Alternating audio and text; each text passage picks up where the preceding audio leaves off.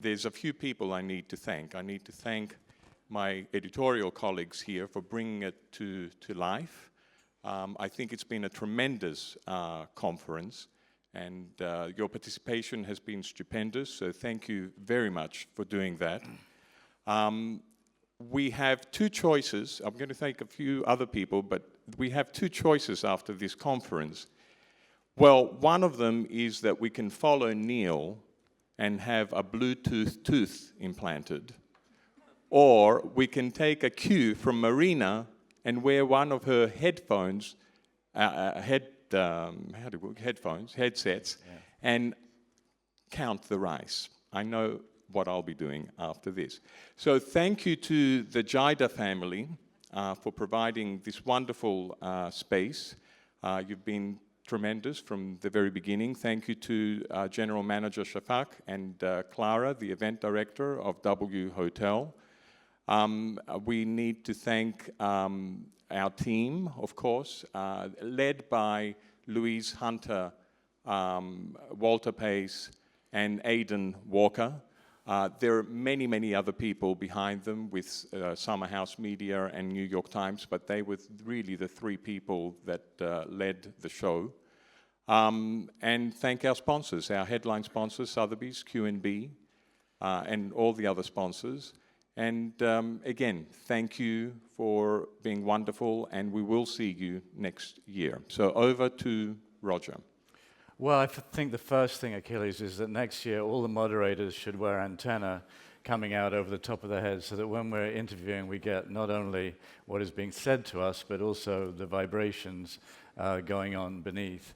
I think it's been a great conference. I was fascinated by Jeff Koons' sheen, shine, the surface of things, entertainment.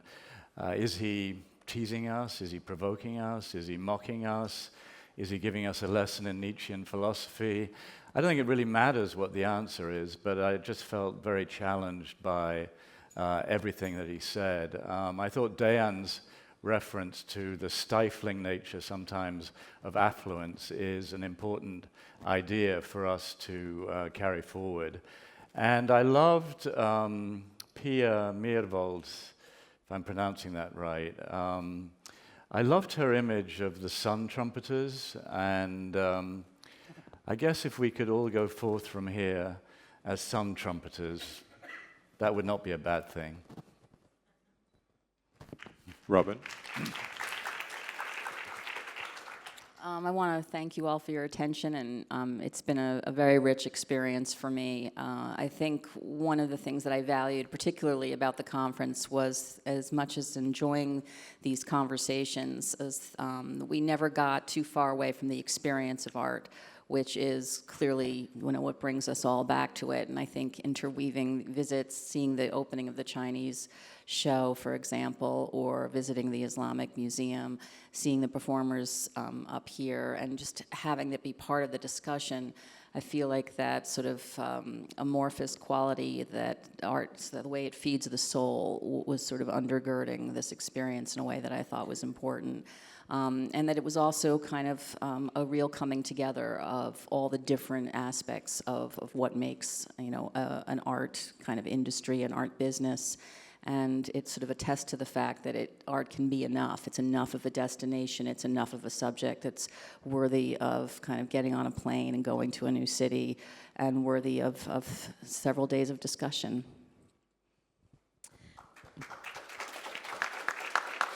I agree with my colleagues. I was blown away by IMP's Islamic Art Museum. I thought that was absolutely fantastic.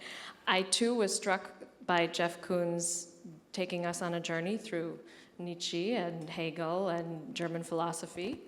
And I was struck by Peter Stone from UNESCO talking about how UNESCO is a little bit strapped and trying to manage questions of looting art, and that it's a little bit challenged to do that. I really liked what Gail Lord had to say on the panel this morning about how cities kind of need to have confidence in themselves to try to figure out who they are and what they are, and using culture to assert themselves in that way. I thought it was interesting that Sofia Almaria said that censorship forces artists to be more creative. Of course, lack of censorship is better, and it also is something that we should definitely aspire to for true creative cities. And I liked what Ali Hosseini said about how he doesn't let the robot check him out at the supermarket. I really liked his 4-word logo or motto, be human, be humane. Thanks. Farah. I was basically, the one thing that I take from this, I mean, I take many things, but my message connects a little bit with Robin's message.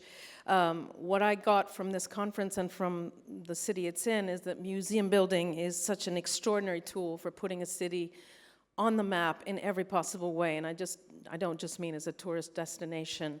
The opening of the Chinese contemporary show that Tsai Guo-Chang curated, I was stunned, and I heard third hand that Jean Nouvel was stunned. I mean, everybody who saw that show was completely bamboozled, and that show, for me, and for many others, I think, was of the kind of quality and caliber that you get at the Pompidou in Paris, or at MoMA, or at Tate. I mean, there was really nothing missing. And so also, to go back to what Rachel was saying, the visit to the Islamic Art Museum, I mean, that edifice, I got there and I got a kind of slight Louvre déjà vu. I mean, we are in a kind of mini Louvre in a way.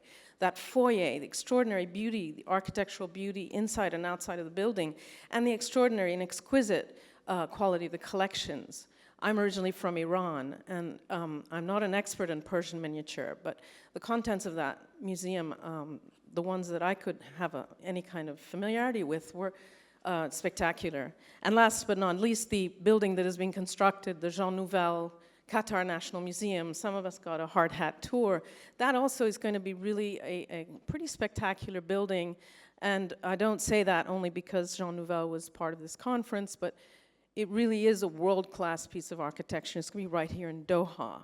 So I think that, you know, we've been talking about the Bilbao effect. There is also a kind of Doha effect being kind of coming to life here. And it's different from the Bilbao effect, and it has resonance in this region. And so to conclude, I think I would like to go back to something that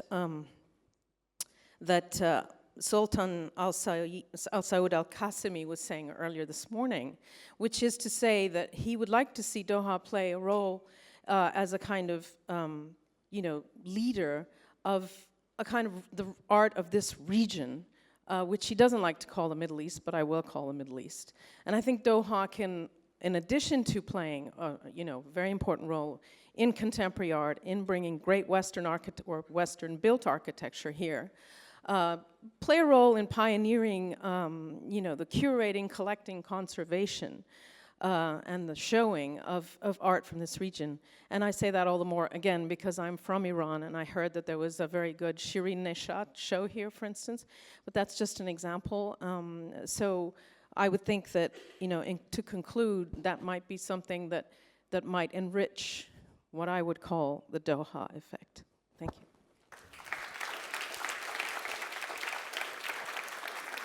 I think that says it all. Technology, creativity, and the city. Art for tomorrow. Dr. Yelena, Qatar Museums. See you next year, we hope. And the Jaida family is hosting us to lunch just outside. And coffee and cake will be served on level 29 Art Lab, where it all started. Thank you.